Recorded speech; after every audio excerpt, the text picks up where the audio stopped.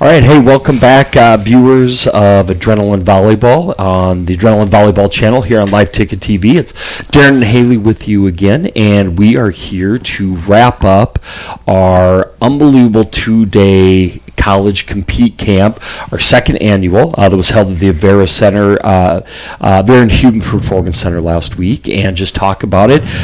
2 great days, 149 total athletes, and a ton of talent in the gym. Yeah, we had athletes. I think we calculated 4 total states, had some Iowans, obviously South Dakotans, North Dakotans, and then actually a couple Northern Lights club girls came down from Egan, so we'll talk a little bit more about them later, but just an exciting group. I was really impressed just by the competitive spirit that they had, especially during the morning, during top testing, and I know we'll get into some of those numbers later, but those girls really came in ready to compete. Yeah, and we talked to both groups about it. We got input from college coaches and just the depth in the talent. Some of the younger girls that came in, and what we've seen even the last 3 to 4 years with class of 25s, the freshmen to be jumping in and battling along and learning. That could be a pretty intimidating situation when they're thrown in, because everybody was thrown in together. So the class of 22, the 25s, and just that neat mix. And also, we've touched on it a couple times, they have to adapt because they're with athletes and girls that they'll never be with probably again, and they haven't been with before. And for some, that was really easy and more of a challenge. And that's part of the adaptation, the competing process. But a great 2 days, and overall the talent. And we'll point out some names we really could talk about. Majority of the names that showed up, and I think everybody had a chance to kind of see where they're at over their one-day session. And I think we had a ton of fun, right? Those girls that came in ready to not only compete, but I don't want to say socialize, but make new friends. I mean, we'll talk about Avery Kaiser later. She was jumping up and down across the gym the entire day. Right. She must have had an energy drink over that over that little break they got, but making new friends. At one point, we split up a couple of positions, and they were upset.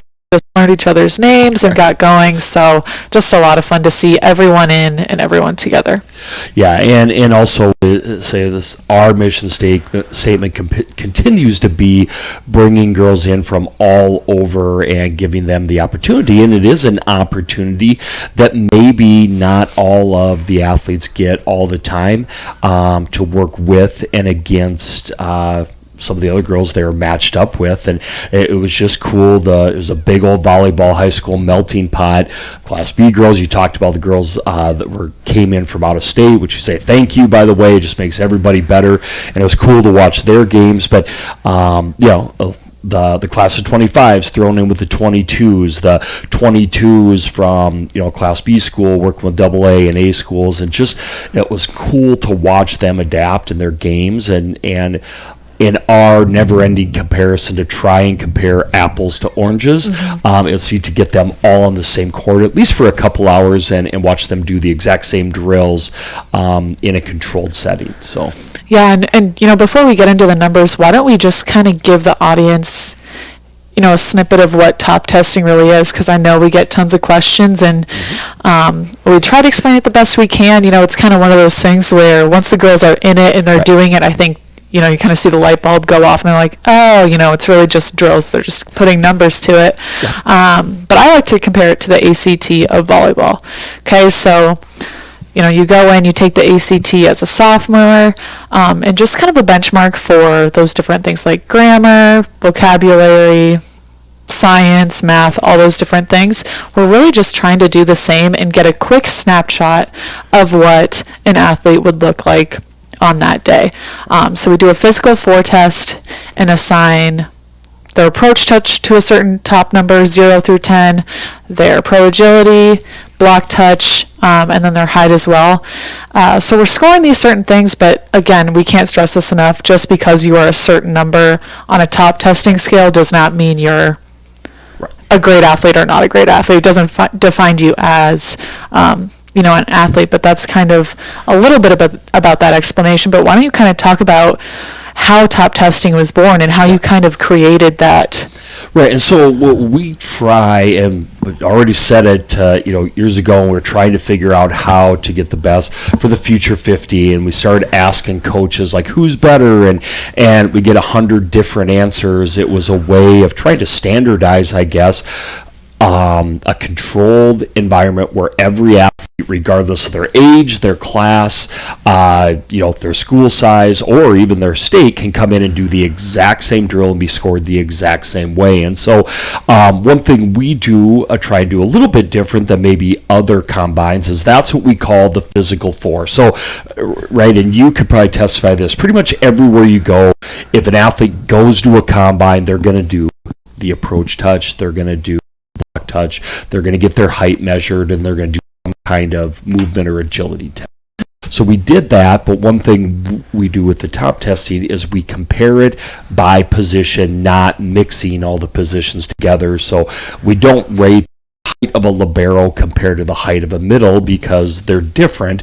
We compare the heights of liberos to the heights of other liberos, and the 10-point scale was based off data that we received from the NCAA, the NAIA, on what an average player at each level would be. So when we talk about a 9.0 in a subtest, it's what an average or a starting, if you will, player at the Division I level would be. And then we also want to combine their drill work because there's a lot more to ball than just their physical attributes. It's the skill work. And so with that, you can talk a little bit more about, we added the skill component. So we have the physical four and then their skill testing combined to give them an overall player rating, if you will. But talk real quick about the skill portion of the top testing. Yeah, so I guess I'll just compare two positions that are very, very different. So setters and liberos. You wouldn't ask a setter to come in and be tested on serve receive. That's something that they will absolutely, hopefully, fingers crossed, never have to do. So you don't want to penalize those setters for not being the greatest serve receiver when it doesn't even matter really to their full game as a setter. So what we do is we test their setting target, or we have a target setter and we test how accurate they are in putting the ball in that setter target, both from the front and back. And then we do the same thing called compass setting, so move them around a little bit, which we figure is just in a drill sense, with an individual drill sense, the easiest way to kind of get, again, that look at how accurate this setter is, so that we can maybe compare two athletes that will only be in the gym once a year together. And then with liberos, hopefully your libero isn't swinging that often, so we don't test them or penalize them on swinging. We just take them through serve receive, obviously, and then a couple different defensive drills. So that's kind of our vision on how we're able to look at the athlete as a whole, but then still compare who a libero is on the top scale next to a setter. Right. And then when the athletes look at it and get their scores, or parents say, look, and it gives them an overall snapshot of their game. It's not on the court. It's not competing. It doesn't take in to factors attitude, coachability, what kind of gamer they are. It's simply a standardized volleyball test where they're in a controlled setting. But we take that number then and it gives them an idea. So if they struggle with serving, or the serving's not the top part of their game, their top score probably reflects that, right? Or if they need to work on explosion, then their approach touch score might be down a little bit compared to peers. And it's to help the athletes, but it's also to give them an idea of where they're at. And because part of this is a college combine, so college coaches come in and they look at that, because a lot of times when a college coach looks, let's be honest, if you're a 6'4", they might look at you more than if you're 5'10", right? Yeah, it's just the nature of the beast, the nature of the sport. It's a lot easier, I guess, for a 6'4" middle hitter to get up to the height that she really would need to score the ball at a Division I level or an NAIA level, whatever level you're looking to play at. So that's just kind of where the coach's eyes go to. So these tests just kind of help us also bring up those players that maybe aren't 6'4", but say they jump out of the gym and they have this huge top score for their attacking, maybe they stand out a little bit in that way too. Yeah, and one of the athletes we're going to talk about, a great, 2 cases and points we'll give referring back, but when we tested this out the very first year, Abby Brooks, who ended up having the number 1 score all time, Abby Brooks was just developing her game when we tested this. She hadn't played a lot of varsity volleyball yet, was about to have a huge junior season, and she went through the top testing, and we hadn't heard a lot about her, but we're like, who is that kid that is just, crushing all these subtests? Oh, by the way, a month later, she has a scholarship from Northern State. They saw it, right, and saw the potential, and so gave us an idea. And then last year, we talked with Sydney Timms. Right, we'd seen Sydney play. She maybe have a smaller bit role as an underclassman. She comes in, and we got to really watch her for a couple hours, and the athletic part, the physical she just crushed, and then combined it with a great day doing the skill subtests, right, and opened up a lot of eyes. What does she do? Just gets a Division II scholarship offer a couple weeks ago. So it's a chance for kids like that maybe we don't see a ton to perform, and some do better than others. But again, it's a snapshot, and that's what the top testing is, and it's one evaluation thing that we can use and we can share, and they can send to college coaches if they want to, but by no means does it define them. But if you do well, you tend to be a better volleyball player. Yeah, exactly. With that being said, why don't we actually dive into some of the top testing scores, that we had. Why don't we go ahead and start with some outsides. Hadley Carlson, we have her for the Future 50, right. And she, I think we kind of saw her both in the middle and on the outside. She chose to come to camp as an outside, scores a 7.925. Yeah, and again, it's just some of the athletes on here are athletes, again, that we'd heard about, hadn't seen them thrown in, but to see them in the competitive situation, Wickersham was the same way. Somebody we like their game, but to really get to watch them, her score maybe a little bit higher, and also you look at these by position. There are some where it may be a little bit easier for a libero because their subtests to score slightly higher. These are very solid outside hitter scores. And then you talked about Avery Kaiser, another kid that we saw a little bit last summer. And she had mentioned how much easier it was to come back and do the test again, thus our reference to the ACT test, right?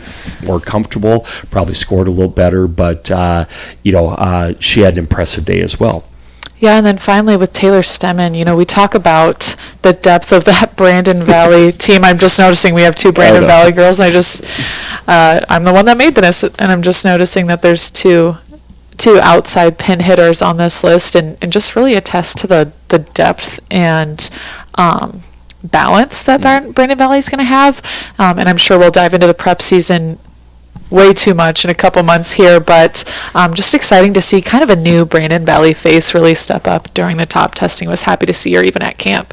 Right, and we'll talk about a couple more Class B names. That's not a knock on Class B at all, but it's awesome to bring in, Hadley come in, and she talked about one of the few volleyball camp, like competitive situations she'd played probably a lot more basketball in the past. To see her step up and her game translate, and her scores obviously athletic, but then to combine the skill portion, really cool. So congratulations to her for having the highest outside hitting overall top score during our 2 days. Yep. Moving on to liberos, as you mentioned, liberos have a few less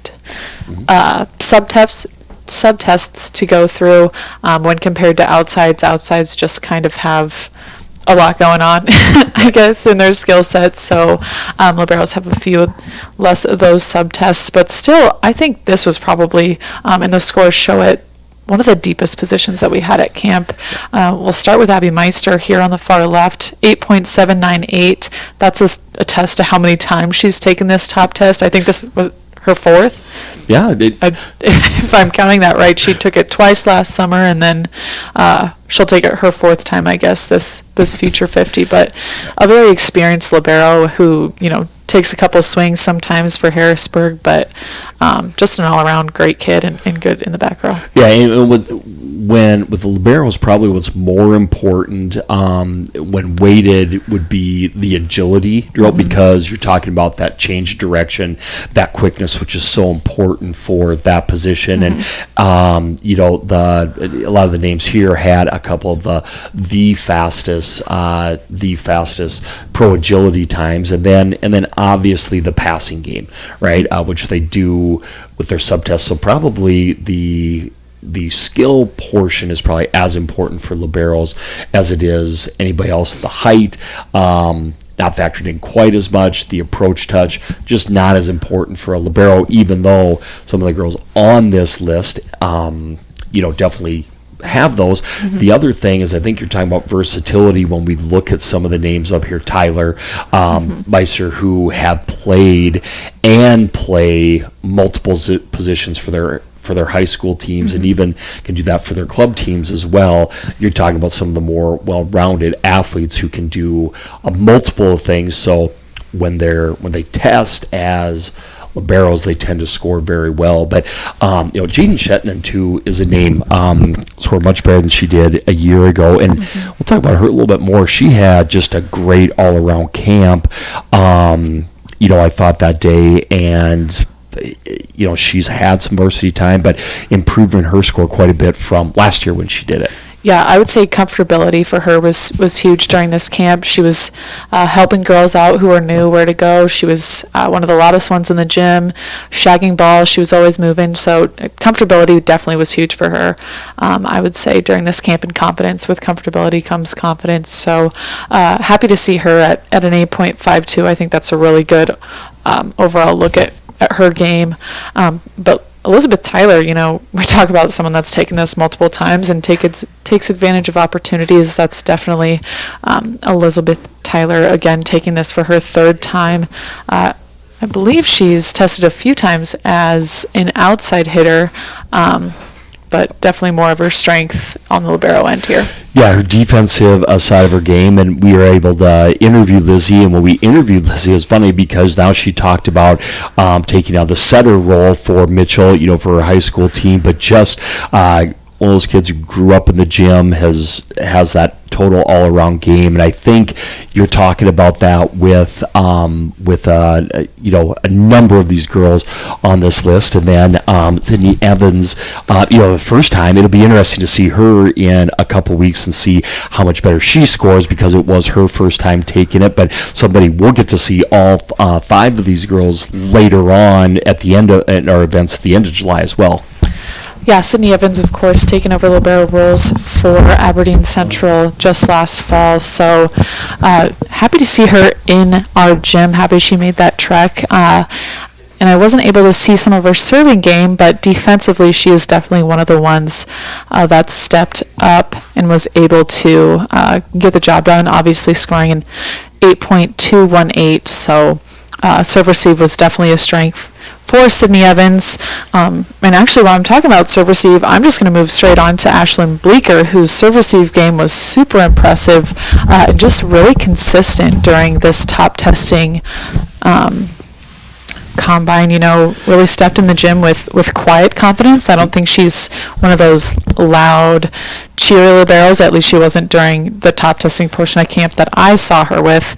But just a quiet and had a really solid platform, and I think that's why you see her score so high here. And Bleeker's just one of those kids who just enjoys playing volleyball, and she actually tested as an outside and came to both days of camp, and just I think enjoys being in the gym and always coachable and always does a good job. So it was neat seeing her have a good testing day as well. Moving on from liberos to setters here, we have a pretty good mix across the board, starting with Gracie Adamson, who, again, is one of those versatile players who's switched a little bit from, that middle position. She's taking more over a setter role this year for Brookings, but a really solid score, 7.088.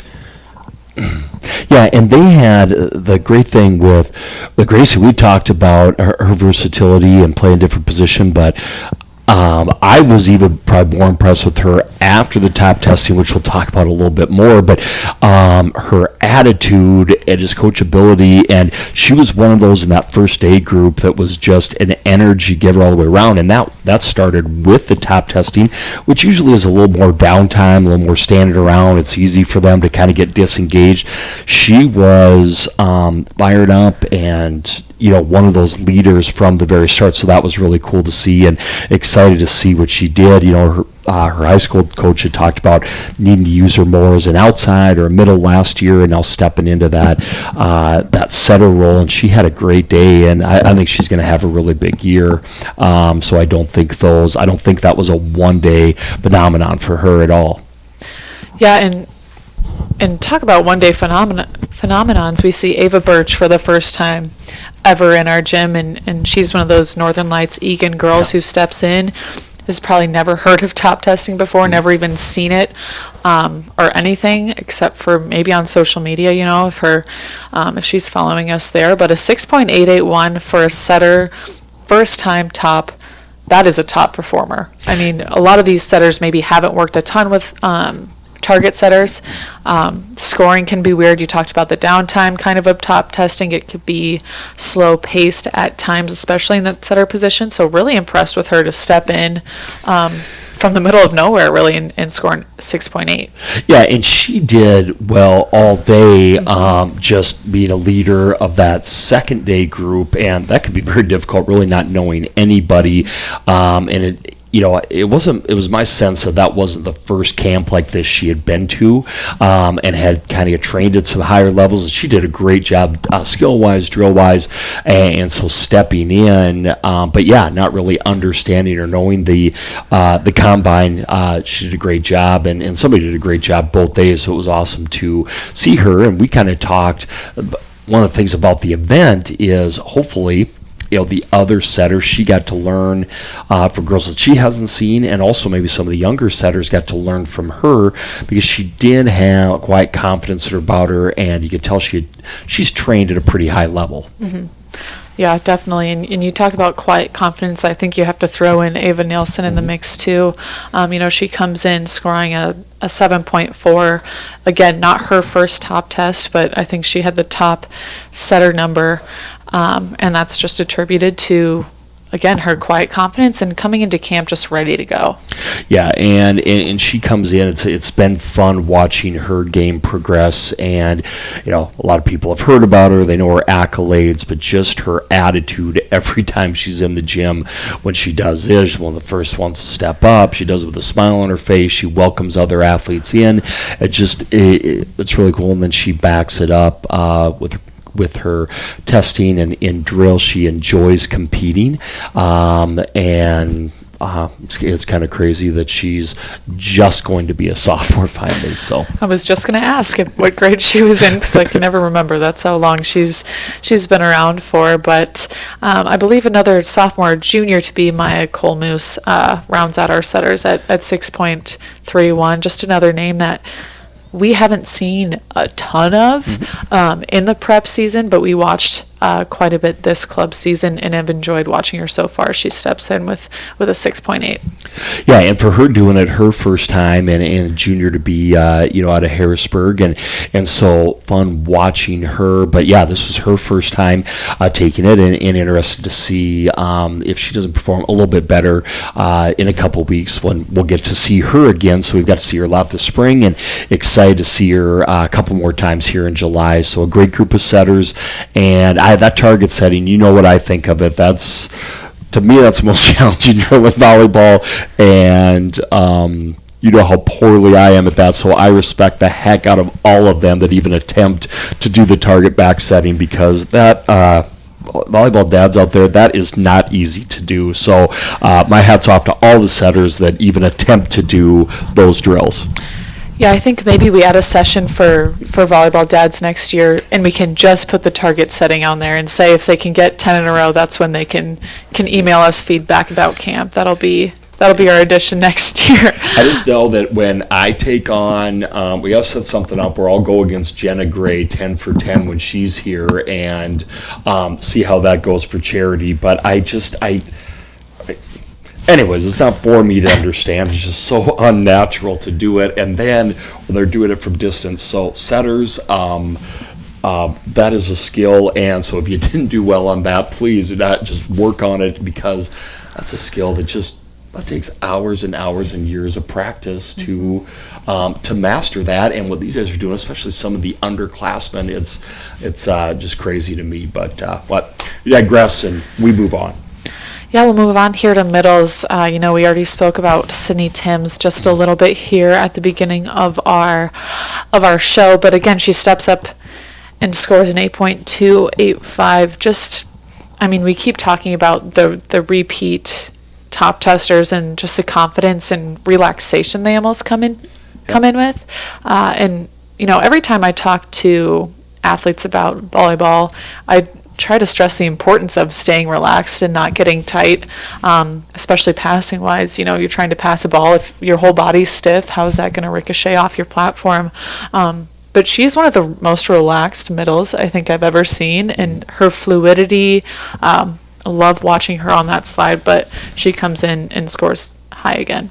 Yeah, and she was great with it being. It was awesome that she had signed up and just had made her college decision just the week before. So congratulations to her, and still showed up and went through the whole combine and the drills and just did amazing. We've talked a lot about her attitude, and it's funny, isn't it? Kind of a common theme that a lot of these, as we talk about, we also talk about their attitude on the court, and Sydney exemplifies that. So just another great day, and the camp MVP last year, and it just awesome watching her athleticism explosion off of the ground. And then you talked about her running the slide. That she hasn't gotten any worse at that. I mean, tell you that it is something to watch.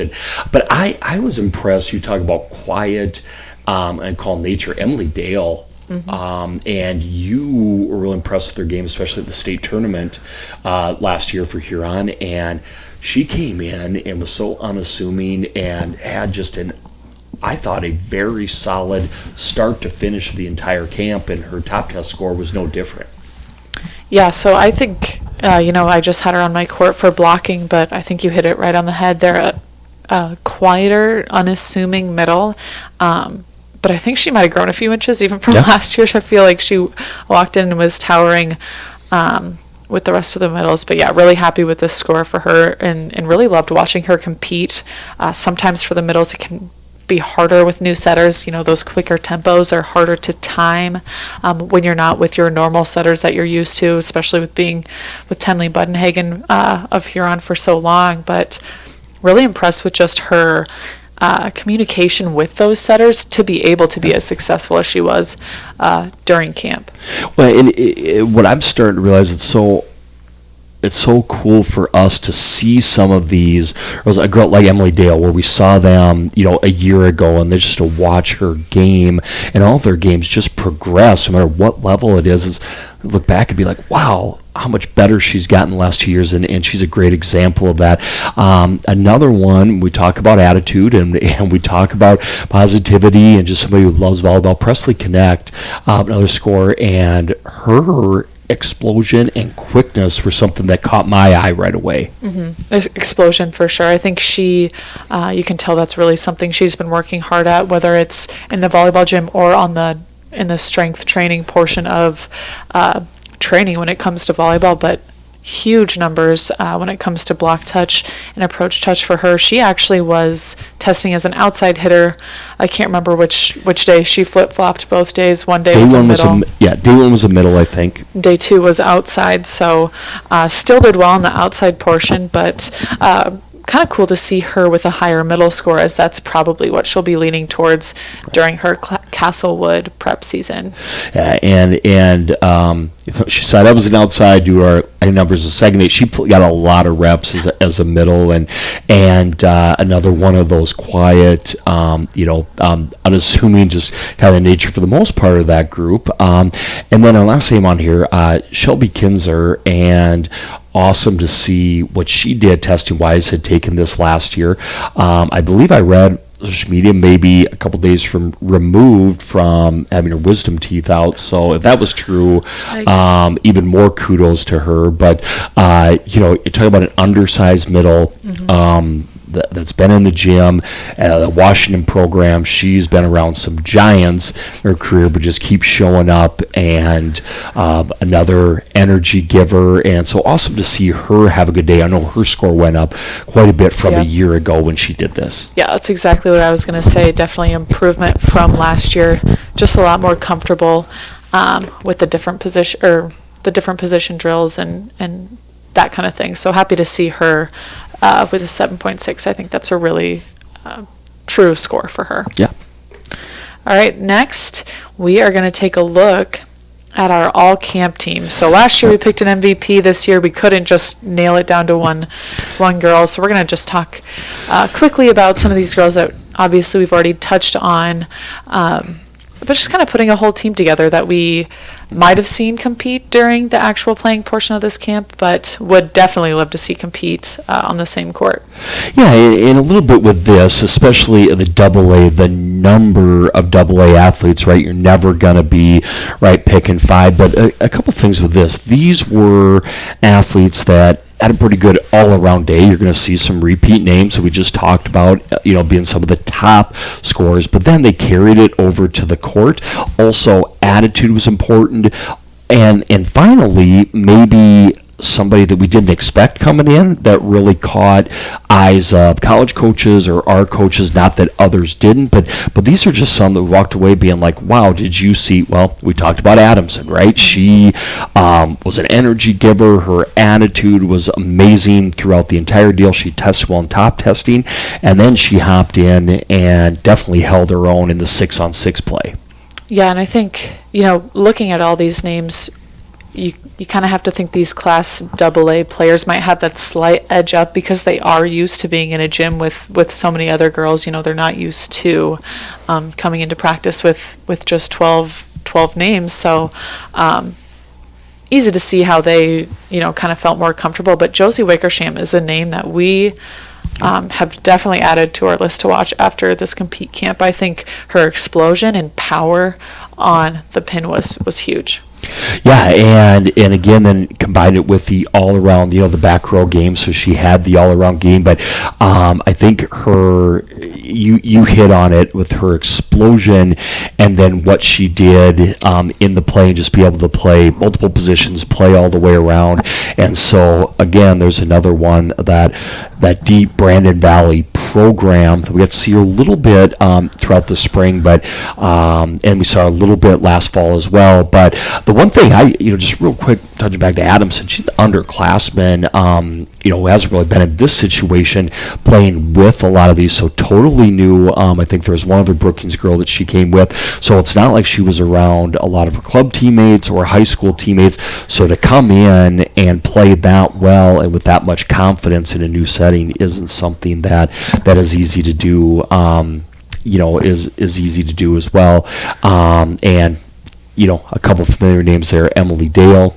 We talked about her all-around game. I'm excited to see her into July and then into the fall. I think she's going to be one of the top middles in Class AA. Yeah, along with that, her final attacker on this list, Avery Kreiser. I think we talked about her earlier too. Just the positivity that radiates when she is on the court. There's never a time where she's on the court and it's dull, so that she definitely keeps a smile on all these girls' faces. And then finishing up with Jaden Shetton again, who we've talked about in that libero position to round out our all-camp Class AA team. Right. And as you transition, one thing with Jay that we're really impressed with was just like you talked about some of the off-the-court stuff, like helping some of the younger liberos, because that was a really mixed group, doing the extra little things, and then just her play in that back row, which is going to be so important for Washington this fall. Just really need to see her game and just some of her other attributes grow as she's grown into being a senior now. Mm-hmm. Yeah, for sure. And then, as we move on to Class AA, we see, surprise, surprise, Sydney Timms here again leading the way in the middle, but a bunch of new newer names, I would say. Of course, we have 2 Dakota Valley names here. Logan Miller is no new name to most volleyball fans in South Dakota, but really not surprised, I should say, but excited to see her continue to grow in her court awareness, I suppose. We always knew, obviously, she has very talented hands, but I think a huge step forward in her all-around communication during this compete camp. Yeah, it was neat and seeing her in that that initial group, and that was a group where we were moving kids around all the time, and she was just would grab her on one court, throw her in another one, and she was just fine with it. It adjusted well with different teammates, hopped in as a communicator and a very direct leader, and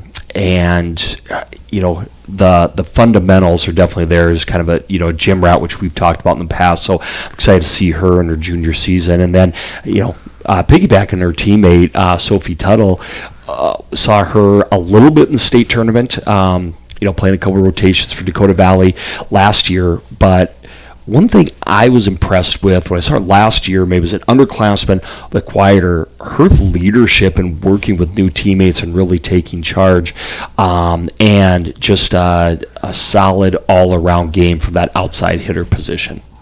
Yeah, I think where Logan and her will be this fall will be huge because, there'll be some weird spots to fill in, with players leaving, injuries, different things for Dakota Valley. So I think Sophie Tuttle's kind of stepping into her big season here in the fall of 2021. And then, of course, to finish us off here, we have Logan Blythe, middle from Garrettson, someone who we've been kind of watching a little bit this club season just to get a better feel of how her game is, but really impressive, especially on the blocking standpoint for Garrettson, just a solid all-around athlete. So excited to continue to watch her again this fall as an underclassman. Yeah, that was a fun group that first day with those middles and watching them compete. And like we say, and it's kind of cliche, but compete with and against each other. They were helping each other, they were learning for each other, but also when it came time to battle, they were competing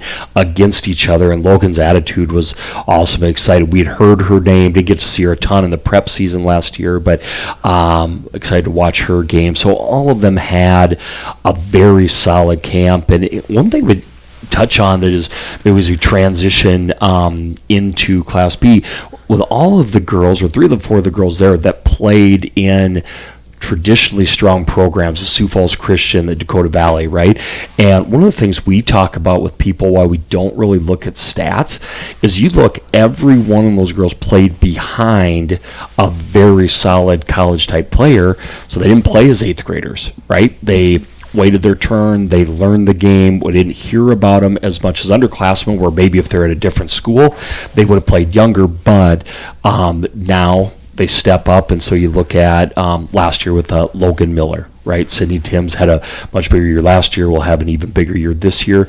And now I think that you talk about like a Tuttle, her taking that next step, and it just sometimes shows playing in those programs, even though you may not have the gaudy stats or play as a 7th or an 8th grader, doesn't mean that you're not a solid volleyball player. It just means you're in a really good program. Mm-hmm. And I think another reason why sometimes we like to look at top scores is that we can look at maybe some of those I don't want to say second-tier players, but those underclassmen who are behind some of those bigger names.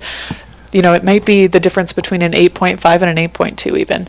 So that's why it's kind of fun for us to look at those top testing scores in that way as well. But I think one more thing I think to interject, especially at the AA level, we've touched on that, where at the AA level and there's 50 freshmen that try out for your team, you're probably waiting in line a little bit longer unless, in a very exceptional case.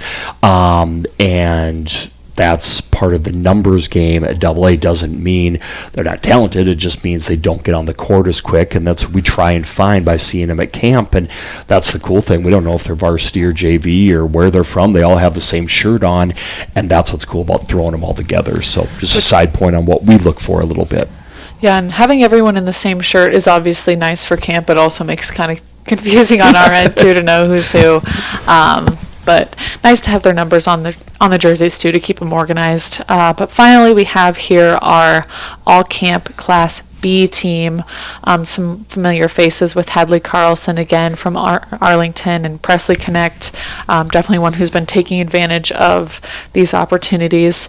But taking real advantage of this opportunity is Julia Weber. I think we were super excited to see her registered for camp. She didn't play club this off season, so it was really awesome to see just the improvements she's made, even from not having a club season. Right. Yeah, and to see again how you sometimes talk about Class B, the speed of the game, so when everybody's mixed together and jump in, and we thought maybe a couple of these would test well in the physical part, but then to jump in the gameplay, and every name that you see on here held their own just fine. In the gameplay, and I think it talks about the depth of Class B, where we're always wondering, how would they be if they're at Rapid City Stevens or et cetera, and we talk about the depth. One of the names as we look through these guys, and not to do anybody justice, but as I was editing this, I accidentally deleted one of the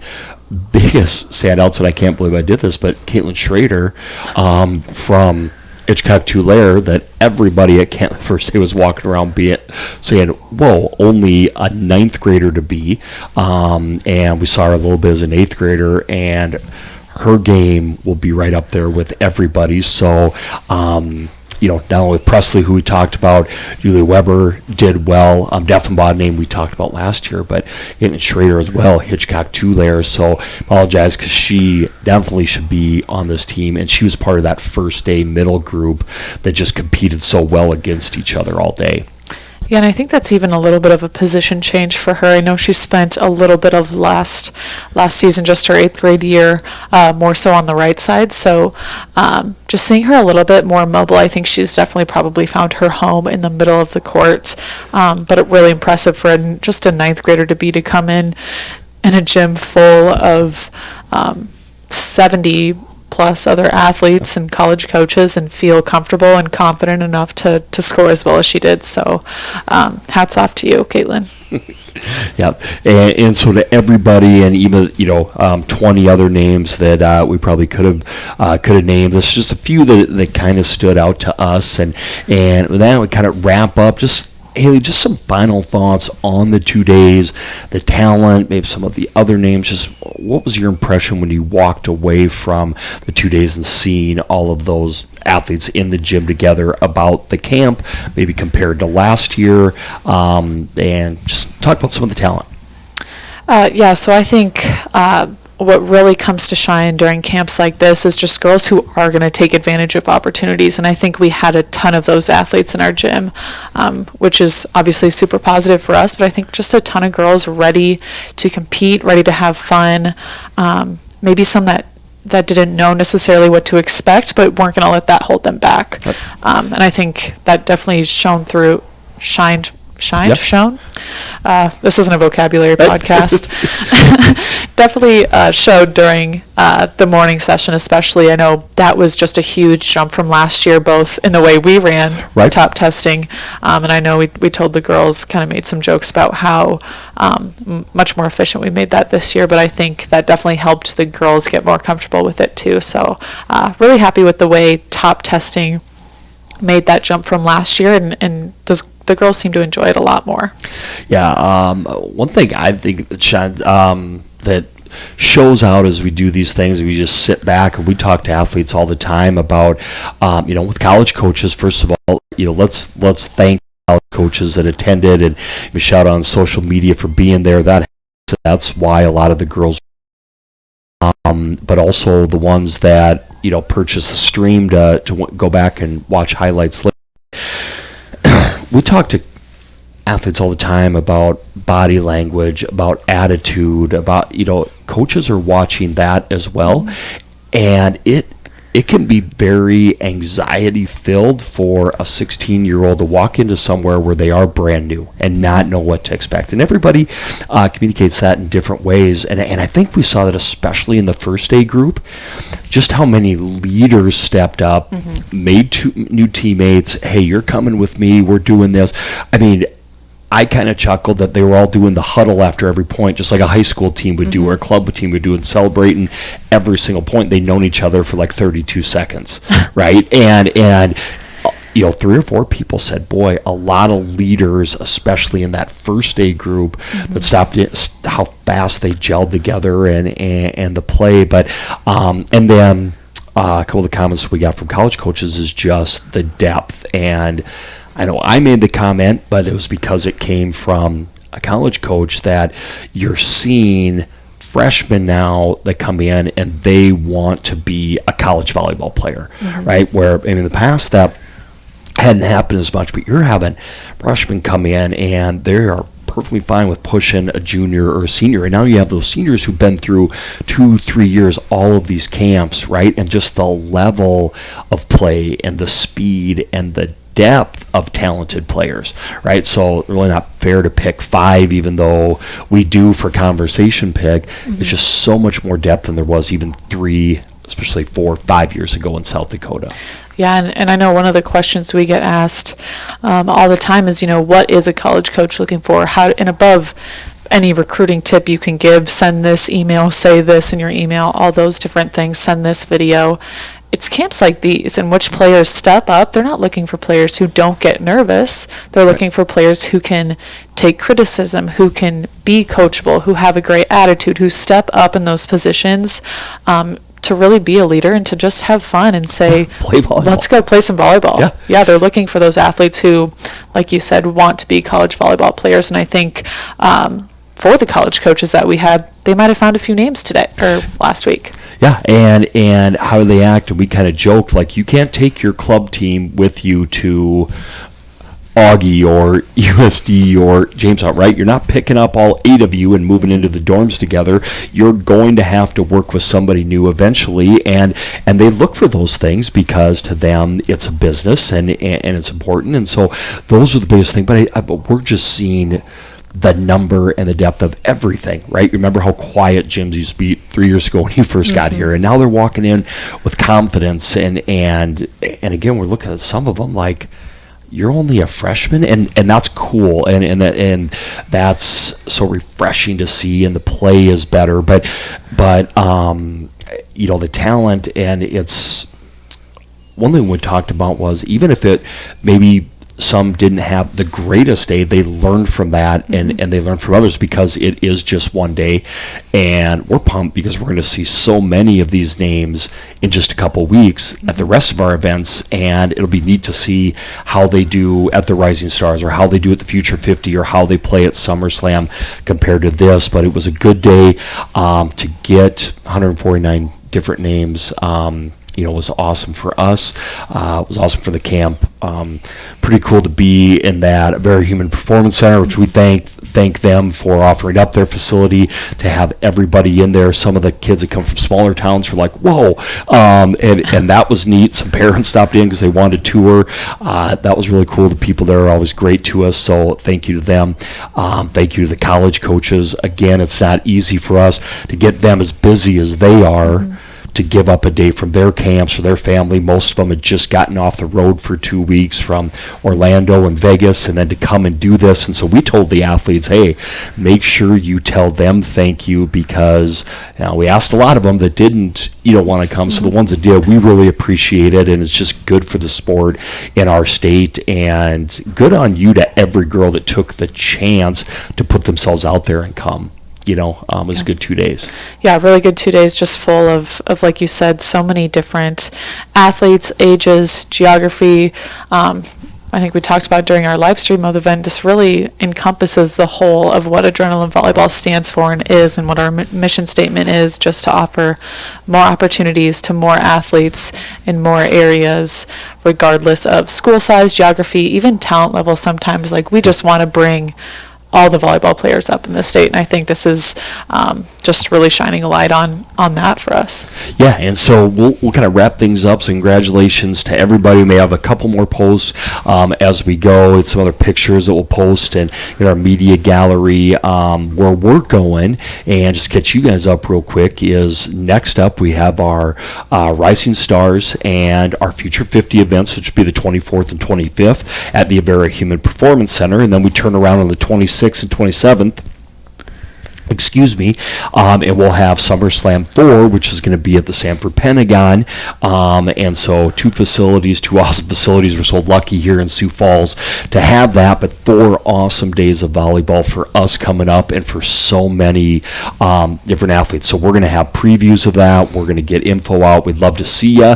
That last year thing is over, so we don't have fan restrictions. We just love to see y'all come out and support these awesome athletes. So we'll have more information on that, but again, thank you to everybody that chose to come to our Compete Combine, and we will see you all very, very soon. Yes, thank you guys for tuning in. For Haley Dotseth and Darren Tipton and Adrenal Volleyball staff as a whole, thanks guys, and we'll see you again soon. Yep, take care.